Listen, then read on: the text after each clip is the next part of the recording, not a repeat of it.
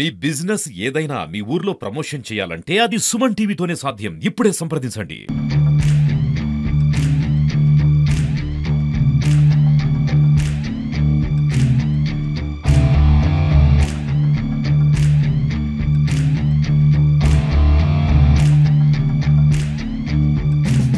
నమస్తే, welcome to Suman TV Warangal. నేను మీ స్వాతి బచ్చు. ఈరోజు నేను ప్రముఖ వ్యక్తిని పరిచయం చేయబోతున్నానండి. యూపీఎస్లో 46th ర్యాంక్ సాధించిన మన జయసింహారెడ్డి గారు ఉన్నారు. వరంగల్లోనే ఇప్పుడు చాలా పాపులర్ అయిపోయాడు. చిన్న వయసులోనే ఇంత మంచి స్థాయిలో ఉండటం అనేది వాళ్ళ పేరెంట్స్కి కూడా చాలా గొప్పతనం అని చెప్పాలి. ఈరోజు మనం జయసింహారెడ్డి గారితో ఉన్నాము, ఒకసారి మాట్లాడదాం. హలో అండి, కంగ్రాచులేషన్స్ ముందుగా మీకు సుమన్ టీవీ వరంగల్కి welcome. Thank you very much అండి. ఎలా అనిపిస్తుంది ఈ ఫీలింగ్? చాలా ఆనందంగా ఉందండి 46th ర్యాంక్ రావడం అనేది. సో యూపీఎస్సీ లాంటి ఎగ్జామ్లో మనం ఎక్స్పెక్ట్ చేయలేము, మనం ఎంత ఎఫర్ట్ పెట్టినా కూడా వస్తుందని గ్యారంటీ లేదు. సో అట్లాంటిది వచ్చినందుకు చాలా సంతోషంగా ఉంది. దీని వెనకాల బ్యాక్గ్రౌండ్ మొత్తం చెప్పలేకపోయినా కూడా మీ మాటల్లో అంటే మీ హార్డ్ వర్క్ ఎలా మీరు క్యాలిక్యులేట్ చేసుకున్నారో ఒక మాట. అంటే హార్డ్ వర్క్ చాలా ఉంటుందండి దీంట్లో. సో ఇది నాకు ఇప్పుడు 5th అటెంప్ట్లో వచ్చిందండి. నాకు నా 3rd అటెంప్ట్లో ఐపీఎస్ వచ్చింది, 217 ర్యాంక్ వచ్చింది. మళ్ళీ ఇంకొక అటెంప్ట్ ఇచ్చాను, 4th అటెంప్ట్లో 104 ర్యాంక్ వచ్చింది. సో ఇప్పుడు 5th అటెంప్ట్లో 46th ర్యాంక్ వచ్చింది. సో ఎవ్రీ ఇయర్ ఎగ్జామ్ రాసాక మళ్ళీ మార్క్ షీట్ వస్తుంది మనకి. అప్పుడు మార్క్ షీట్ వచ్చినప్పుడు ఏ సబ్జెక్ట్లో ఎన్ని మార్క్స్ వచ్చినాయి, ఇంకా ఏం స్ట్రాటజీ, ఏది వర్క్ అయింది, ఏది వర్క్ అవ్వలేదు అని మనంతటా మనం అనాలిసిస్ చేసుకొని కొందరు ఫ్రెండ్స్, కొందరు సీనియర్స్ ఆల్రెడీ ర్యాంక్ వచ్చిన వాళ్ళతో మాట్లాడడం వల్ల కొంచెం చిన్న చేంజెస్ చేసుకొని ప్రిపరేషన్లో మళ్ళీ అట్లా అటెంప్ట్స్ ఇవ్వడం వల్ల సక్సెసివ్గా ర్యాంక్ ఇంప్రూవ్ అయింది.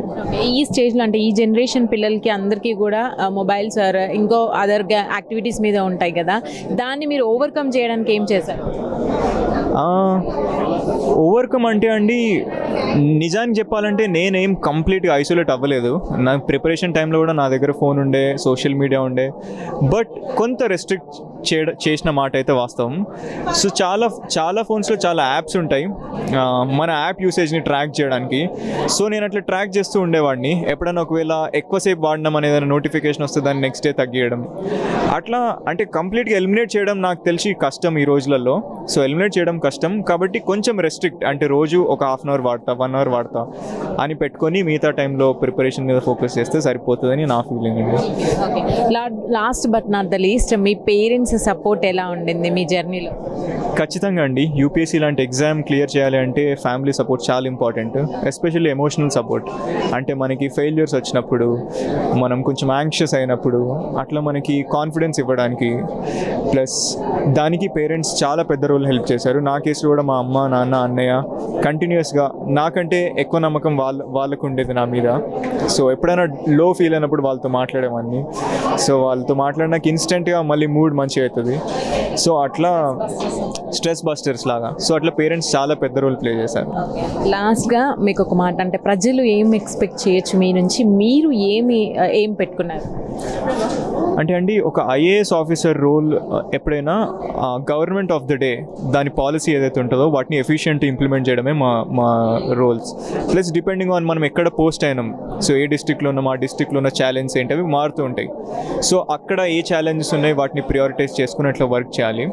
నాకు స్పెషల్గా మా ఫాదర్ అగ్రికల్చర్ సైంటిస్ట్ అవ్వడం వల్ల కొంచెం ఈ రైతుల సమస్యలు, ఈ వ్యవసాయ రంగం, దీని మీద వర్క్ చేయాలని నాకు పర్సనల్గా ఇంట్రెస్ట్ ఉంది.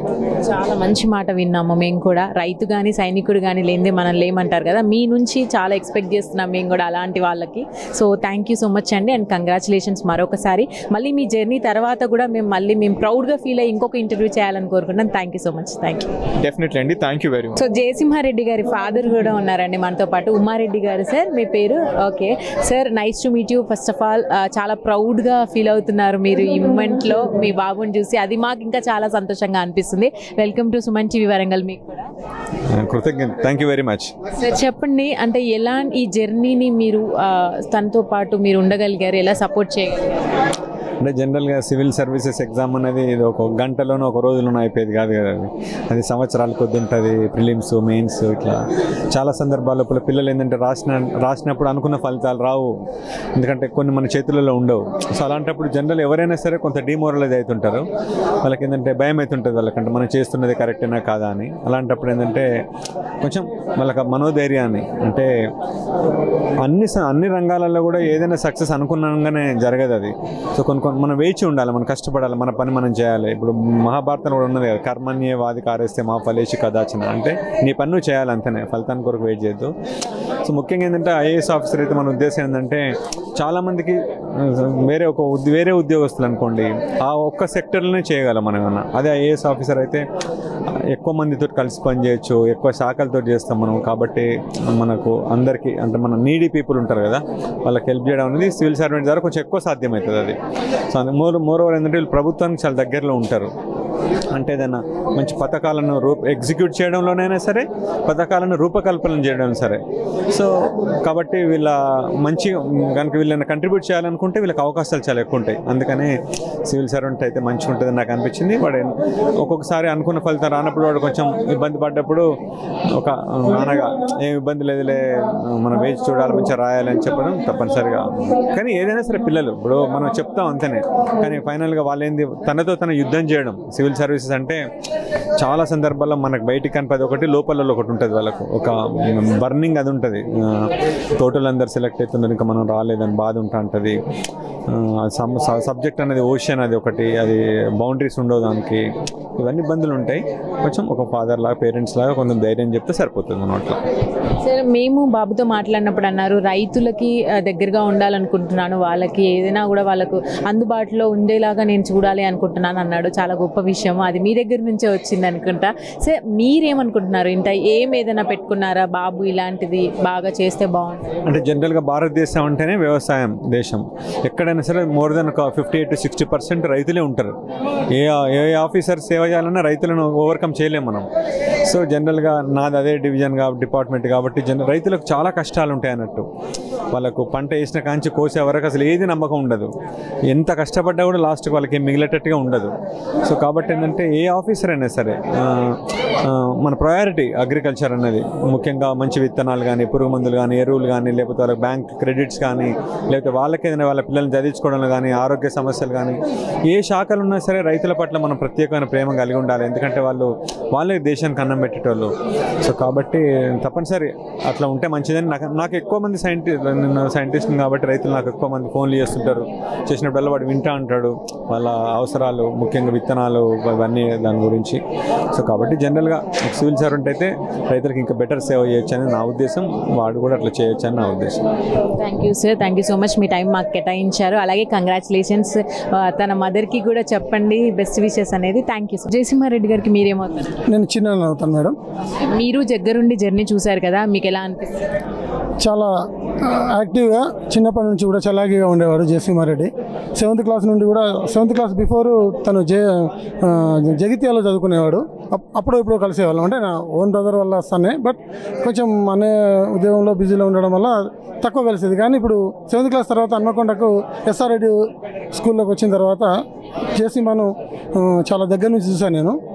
7th 8th ఆ ప్రాంతంలోనే తను ఫిక్స్ అయ్యాడు, సివిల్స్ కొడతాను నేనని ఫిక్స్ అవ్వకుండా మా పిల్లల్ని కూడా, మా ఇద్దరు అమ్మాయిలను కూడా, మన ముగ్గురం కూడా ఇండియాలోనే ఉండాలి, నేను ఖచ్చితంగా సివిల్స్ కొడతాను, మీరు అమెరికా అనే థాట్ పెట్టుకోకండి, మీరు బైపీసీ తీసుకొని డాక్టర్స్ అవ్వండి, నేను సివిల్స్ కొడతాను అని చెప్పి మరీ సివిల్స్ కొట్టాడు. పట్టు విడువని విక్రమార్కుల్లాగా ప్రయత్నం చేసి 4వ ప్రయత్నంలో కొట్టాడు. ప్రతి ప్రయత్నంలో కూడా నేను తనకు నీకు ఆ టాలెంట్ ఉంది, ఇంకా ఉత్సాహంగా చదివితే ఖచ్చితంగా నువ్వు ఐఏఎస్ అవుతావు అని చెప్పేవాడిని. సో అది సాధించిండు, చాలా సంతోషం. అంటే ఈ జనరేషన్ పిల్లలతో కంపేర్ చేసుకుంటే చాలా సాక్రిఫైసెస్ చేయాల్సి వస్తుంది, అది మీకు ఎలా అనిపించింది? ఎప్పుడైనా బాధ అనిపించింది? చాలా బాధ అనిపించింది. జేసీమ చాలా ఫంక్షన్స్ మిస్ అయ్యాడు, చాలా మా గెట్ టుగెదర్ ఫంక్షన్స్ కానీ, చాలా మా రిలేషన్ సంబంధించి ముఖ్యమైన ఫంక్షన్స్ కూడా మిస్ అయినప్పుడు చాలా బాధ అనిపించేది. మేము కూడా ఇంటికి వెళ్ళి అన్నయ్య వాళ్ళతో మాట్లాడేటప్పుడు కూడా తను ఎక్కువ టైం కేటాయించకపోయేవాడు. ఒక 2 minutes వచ్చి బాబాయ్ ఏమనుకోవద్దు మీరు సారీ అని చెప్పి కూడా తను అంతా అన్నీ కూడా సాక్రిఫై చేసి ఐఏఎస్ సాధించాడు. చాలా సంతోషం మేడం. ఈ డే కోసం మీరు కూడా చాలా రోజుల నుంచి వెయిట్ చేశారు కదా, ఆ రోజు రానే వచ్చింది, తనతో స్పెండ్ చేస్తున్నారు కదా, ఇప్పుడు అవన్నీ మర్చిపోండి, తనకు కూడా హ్యాపీగా షేర్ చేసుకొని ఇవ్వండి అన్ని కూడా అందరితో పాటు. Thank you so much. Thank you madam. Thank you.